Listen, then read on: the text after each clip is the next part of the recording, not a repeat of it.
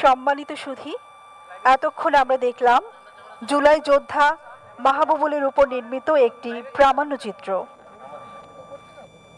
সম্মানিত সুধীবৃন্দ, এবারে প্রারম্ভিক বক্তব্য দেওয়ার জন্য অনুরোধ জানাচ্ছি শহীদ মাহমুদুর রহমান সৈকতের বোন সাবরিনা আফরোজ সেবন্তীকে।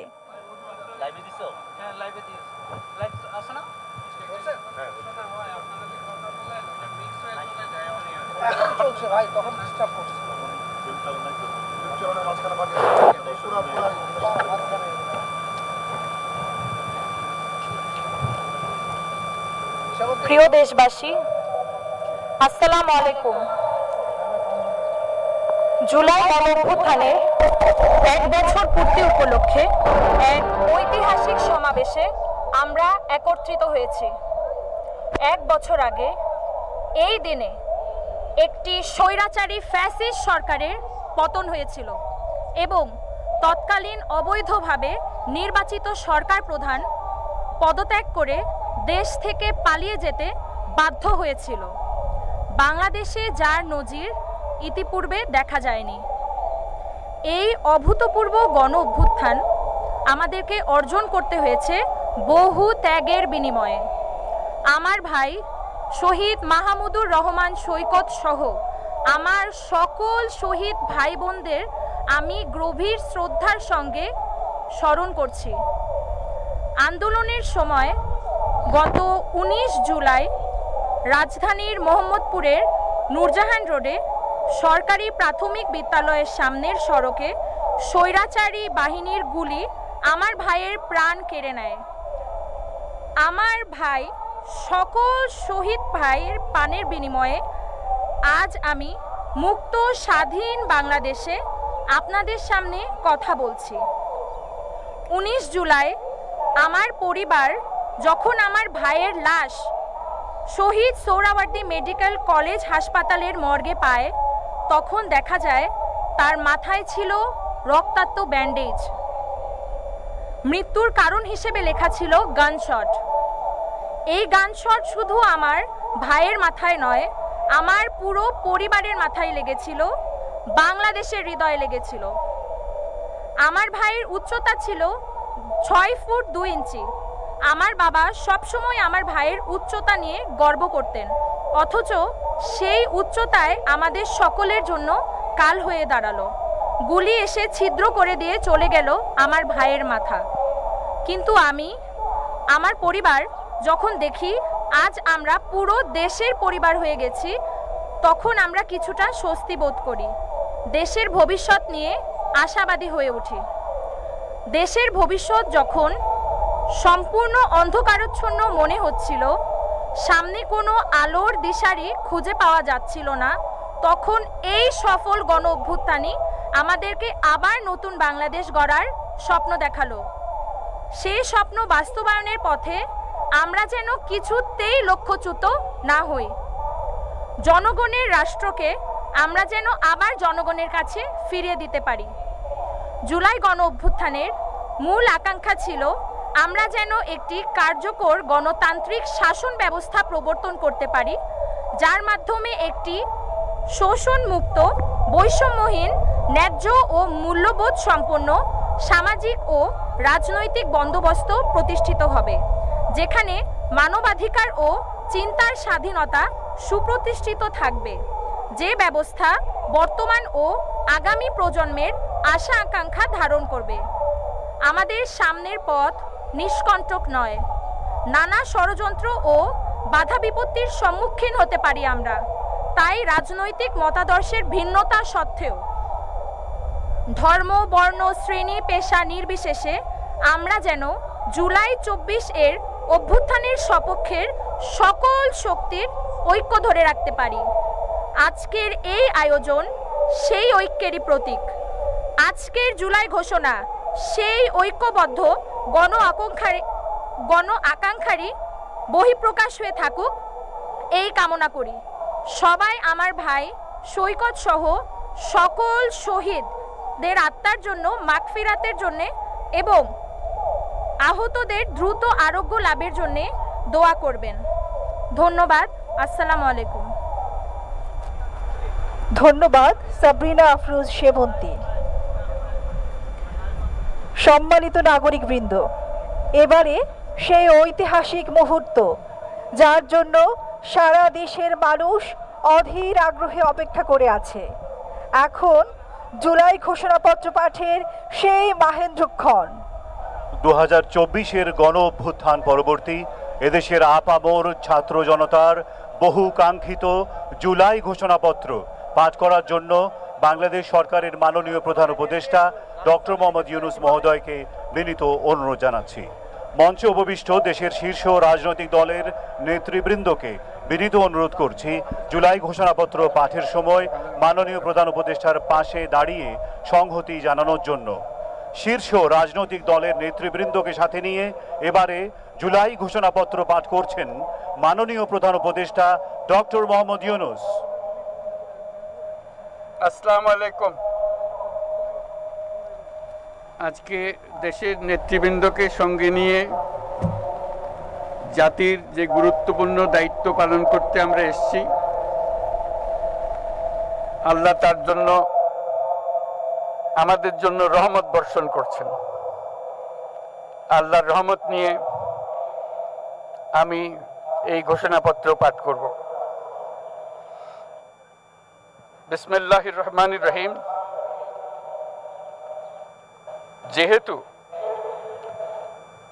উপনিবেশ বিরোধী লড়াইয়ের সুদীর্ঘকালের ধারাবাহিকতায় এই ভূখণ্ডের মানুষ দীর্ঘ 23 বছর পাকিস্তানের স্বৈরশাসকদের বঞ্চনা ও শোষণের বিরুদ্ধে রুখে দাঁড়িয়েছিল এবং নির্বিচার গণহত্যার বিরুদ্ধে গণপ্রতিরোধ গড়ে 1971 সালে 26শে মার্চ স্বাধীনতা ঘোষণা করে রক্তক্ষয়ী মুক্তিযুদ্ধের মাধ্যমে জাতীয় মুক্তির লক্ষ্যে বাংলাদেশ রাষ্ট্র প্রতিষ্ঠা করেছিল।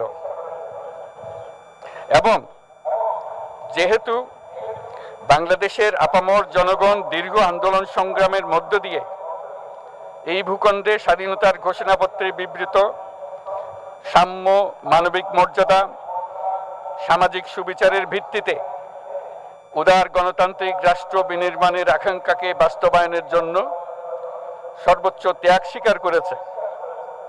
এবং যেহেতু স্বাধীন বাংলাদেশের 1972 সালের সংবিধান প্রণয়ন পদ্ধতি এর কাঠামোগত দুর্বলতা ও অপপ্রয়োগের ফলে স্বাধীনতা পরবর্তী আওয়ামী লীগ সরকার মুক্তিযুদ্ধের জন আকাঙ্ক্ষা পূরণে ব্যর্থ হয়েছিল এবং গণতন্ত্র ও রাষ্ট্রীয় প্রতিষ্ঠানগুলোর কার্যকারিতা ক্ষুণ্ণ করেছিল। এবং যেহেতু স্বাধীনতা পরবর্তী আওয়ামী লীগ সরকার স্বাধীনতার মূল মন্ত্র গণতান্ত্রিক শাসন ব্যবস্থার বিপরীতে বাকশাল নামে সাংবিধানিকভাবে একদলীয় শাসন ব্যবস্থা কায়েম করে এবং মত প্রকাশ ও বিচার বিভাগের স্বাধীনতা হরণ করে, যার প্রতিক্রিয়ায় 1975 সালের 7ই নভেম্বর দেশের সিপাহী জনতার ঐক্যবদ্ধ বিপ্লব সংগঠিত হয় এবং পরবর্তী সময়ে একদলীয় বাকশাল পদ্ধতির পরিবর্তে বহুদলীয় গণতন্ত্র, মত প্রকাশ ও বিচার বিভাগের স্বাধীনতা পুনঃপ্রবর্তনের পথ সুগম হয়। এবং যেহেতু 80-র দশকে সামরিক স্বৈরশাসনের বিরুদ্ধে দীর্ঘ 9 বছর ছাত্র জনতার অবিরাম সংগ্রামের মধ্য দিয়ে 1990 সালে গণ অভ্যুত্থান সংগঠিত হয় এবং 91 সনে পুনরায় সংসদীয় গণতান্ত্রিক শাসন ব্যবস্থার প্রবর্তন করা হয়। এবং যেহেতু দেশি বিদেশি চক্রান্তে সরকার পরিবর্তনের গণতান্ত্রিক প্রক্রিয়া ব্যাহত হওয়ায় 1/11-র মতো ষড়যন্ত্রমূলক ব্যবস্থার মাধ্যমে বাংলাদেশে শেখ হাসিনার একচ্ছত্র ক্ষমতা, আধিপত্য এবং ফেসিবাদের পথ সুগম করা হয়। যেহেতু দীর্ঘ 16 বছরের ফেসিবাদী অগণতান্ত্রিক গণবিরোধী শাসন ব্যবস্থা কায়েমের লক্ষ্যে এবং একদলীয় রাষ্ট্র ব্যবস্থা প্রতিষ্ঠার অতি উগ্র বাসনা চরিতার্থ করার অভিপ্রায়ে সংবিধানে অবৈধ অগণতান্ত্রিক পরিবর্তন করা হয়, যার ফলে একদলীয় একচ্ছত্র ক্ষমতা ও আধিপত্য প্রতিষ্ঠার পথ সুগম হয়। এবং যেহেতু শেখ হাসিনার আওয়ামী লীগ সরকারের দুঃশাসন, গুম খুন, আইন বহির্ভূত হত্যাকাণ্ড, মত প্রকাশের স্বাধীনতা হরণ এবং একদলীয় স্বার্থে সংবিধান সংশোধন ও পরিবর্তন বাংলাদেশের সকল রাষ্ট্রীয় সাংবিধানিক প্রতিষ্ঠানসমূহকে ধ্বংস করে। এবং যেহেতু হাসিনা সরকারের আমলে তারই নেতৃত্বে একটি চরম গণবিরোধী, একতান্ত্রিক ও মানবাধিকার হরণকারী শক্তি বাংলাদেশকে একটি ফ্যাসিবাদী, মাফিয়া এবং ব্যর্থ রাষ্ট্রের রূপ দিয়ে আন্তর্জাতিকভাবে বাংলাদেশের ভাবমূর্তি ক্ষুণ্ণ করে। এবং যেহেতু তথাকথিত উন্নয়নের নামে শেখ হাসিনার ফ্যাসিবাদী নেতৃত্বে সীমাহীন দুর্নীতি, ব্যাংক লুট, অর্থ পাচার ও অর্থনৈতিক প্রতিষ্ঠানগুলিকে ধ্বংসের মধ্যে দিয়ে বিগত পতিত দুর্নীতিবাজ আওয়ামী লীগ সরকার বাংলাদেশ ও এর অমিত অর্থনৈতিক সম্ভাবনাকে বিপর্যস্ত করে তোলে এবং পরিবেশ, প্রাণ বৈচিত্র্য ও জলবায়ুকে বিপন্ন করে। এবং যেহেতু শেখ হাসিনার ফ্যাসিস্ট সরকারের বিরুদ্ধে রাজনৈতিক দল, ছাত্র শ্রমিক সংগঠন সহ সমাজের সর্বস্তরের জনগণ গত প্রায় 16 বছর যাবৎ নিরন্তর গণতান্ত্রিক সংগ্রাম করে জেল জুলুম, হামলা মামলা, গুম খুন ও বিচার বহির্ভূত হত্যাকাণ্ডের শিকার হয়। এবং যেহেতু বাংলাদেশে বিদেশি রাষ্ট্রের অন্যায় প্রভুত্ব, শোষণ ও খবরদারিত্বের বিরুদ্ধে এদেশের মানুষের ন্যায়সঙ্গত আন্দোলনকে বহিঃশক্তির তাবেদার আওয়ামী লীগ সরকার নিষ্ঠুর শক্তি প্রয়োগের মাধ্যমে দমন করে। এবং যেহেতু অবৈধভাবে ক্ষমতা অব্যাহত রাখতে আওয়ামী লীগ সরকার 3টি প্রহসনের নির্বাচনে এর জাতীয় সংসদ নির্বাচন এদেশের মানুষকে ভোটাধিকার ও প্রতিনিধিত্ব থেকে বঞ্চিত করে। যেহেতু আওয়ামী লীগ আমলে ভিন্ন মতের রাজনৈতিক নেতাকর্মী, শিক্ষার্থী, তরুণদের নিষ্ঠুরভাবে নির্যাতন করা হয় এবং সরকারি চাকুরিতে একচেটিয়া দলীয় নিয়োগ এবং কোটাভিত্তিক বৈষম্যের কারণে ছাত্র, চাকুরি প্রার্থী, নাগরিকদের মধ্যে চরম ক্ষোভের জন্ম হয়। এবং যেহেতু বিরোধী রাজনৈতিক দল সংগঠনের উপর চরম নিপীড়নের ফলে দীর্ঘদিন ধরে জনরোষের সৃষ্টি হয় এবং জনগণ সকল বৈধ প্রক্রিয়া অবলম্বন করে ফ্যাসিবাদ বিরোধী লড়াই চালিয়ে যায়। এবং যেহেতু সরকারি চাকরিতে বৈষম্যমূলক কোটা ব্যবস্থা বিলোপ ও দুর্নীতি প্রতিরোধে বৈষম্য বিরোধী ছাত্র আন্দোলন চলাকালে আওয়ামী লীগ সরকার কর্তৃক ব্যাপক দমন পীড়ন, বর্বর অত্যাচার, মানবতা বিরোধী হত্যাকাণ্ড চালানো হয়, যার ফলে সারা দেশে দলমত নির্বিশেষে ছাত্র জনতার উত্তাল গণবিক্ষোভ, গণ অভ্যুত্থানের রূপ নেয়। এবং যেহেতু ফ্যাসিস্ট শক্তির বিরুদ্ধে অদম্য ছাত্র জনতার অভ্যুত্থানে রাজনৈতিক দল, ধর্মীয়, সামাজিক, সাংস্কৃতিক, পেশাজীবী, নারী ও শ্রমিক সংগঠনসমূহ সমাজের সকল স্তরের মানুষ যোগদান করে এবং আওয়ামী ফ্যাসিবাদী বাহিনী রাজপথে নারী, শিশু সহ প্রায় 1000 মানুষকে নির্বিচারে হত্যা করে, অগণিত মানুষ পঙ্গুত্ব, অন্ধত্ব বরণ করে। আন্দোলনের চূড়ান্ত পর্যায়ে সামরিক বাহিনীর সদস্যগণ জনগণের গণতান্ত্রিক লড়াইকে সমর্থন প্রদান করে। এবং যেহেতু অবৈধ শেখ হাসিনা সরকার পতন, ফ্যাসিবাদী ব্যবস্থার বিলোপ এবং নতুন রাজনৈতিক বন্দোবস্তের লক্ষ্যে বৈষম্য বিরোধী ছাত্র আন্দোলনের ডাকে জনগণ অসহযোগ আন্দোলন শুরু করে, পরবর্তী সময়ে 5ই আগস্ট ঢাকা অভিমুখে লং মার্চ পরিচালনা করে এবং ফ্যাসিবাদ বিরোধী আন্দোলনরত সকল রাজনৈতিক দল, ছাত্র জনতা তথা সর্বস্তরের সকল শ্রেণীর, পেশার, আপামর জনসাধারণ তীব্র আন্দোলনের চূড়ান্ত পর্যায়ে গণভবনমুখী জনতার উত্তাল যাত্রার মুখে ফ্যাসিস্ট হাসিনা 5ই আগস্ট 2024 তারিখে পদত্যাগ করে দেশ ছেড়ে পালিয়ে যেতে বাধ্য হয়। এবং যেহেতু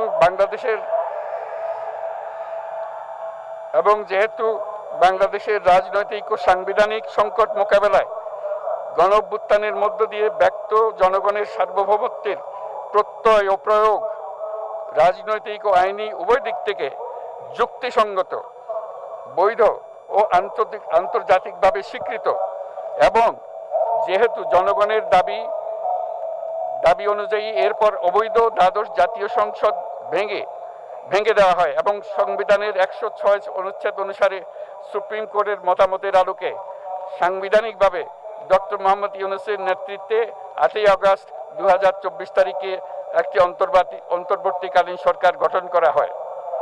এবং যেহেতু বাংলাদেশের সর্বস্তরের জনগণের ফ্যাসিবাদ বিরোধী তীব্র আকাঙ্ক্ষা এবং ছাত্র জনতার অভ্যুত্থানের মধ্য দিয়ে ফ্যাসিবাদ বৈষম্য দুর্নীতিমুক্ত সমাজ ও রাষ্ট্র বিনির্মাণের অভিপ্রায় প্রকাশিত হয়,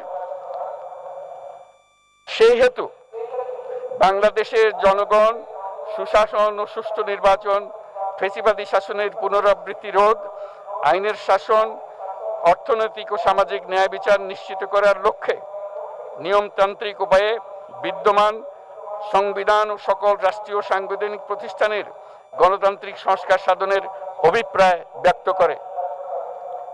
এবং সেহেতু বাংলাদেশের জনগণ বিগত 16 বছরের দীর্ঘ ফ্যাসিবাদ বিরোধী আন্দোলন সংগ্রামকালে এবং 2024 সালের জুলাই গণঅভ্যুত্থানকালীন সময়ে ফ্যাসিস্ট আওয়ামী লীগ সরকার কর্তৃক সংগঠিত গুম খুন, হত্যা, গণহত্যা, মানবাধিকার বিরোধী অপরাধ ও সকল ধরনের নির্যাতন, নিপীড়ন ও রাষ্ট্রীয় সম্পত্তি লুণ্ঠনের অপরাধ সমূহের দ্রুত উপযুক্ত বিচারের দৃঢ় অভিপ্রায় ব্যক্ত করছে।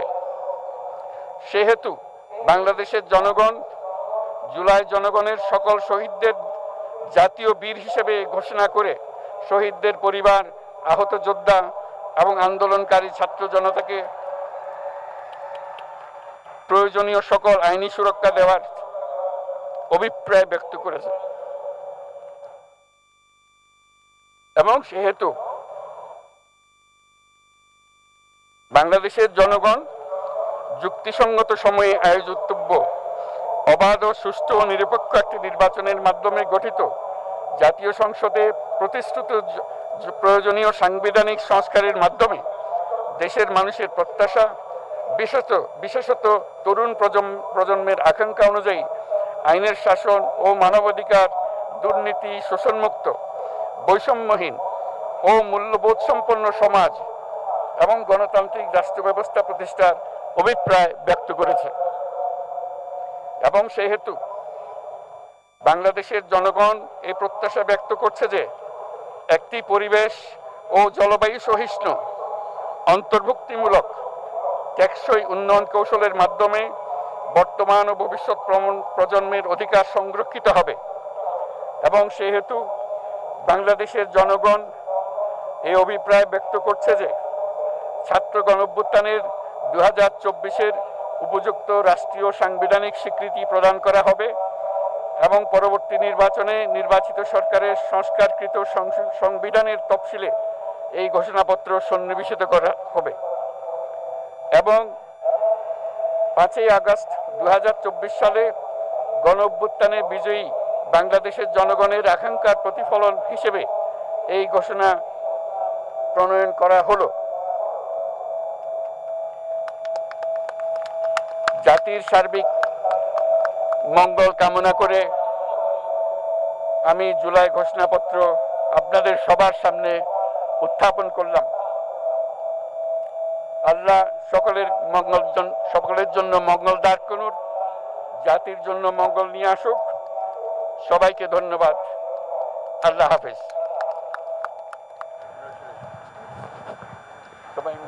সম্মানিত সুধীবৃন্দ, ঐতিহাসিক জুলাই ঘোষণাপত্র পাঠ শেষ হলো।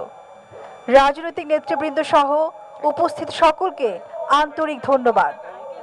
মাননীয় প্রধান উপদেষ্টা অনুষ্ঠান স্থল ত্যাগ না করা পর্যন্ত সকল সম্মানিত অতিথিকে স্ব আসনে উপবিষ্ট থাকার জন্য সবিনয় অনুরোধ জানাচ্ছি।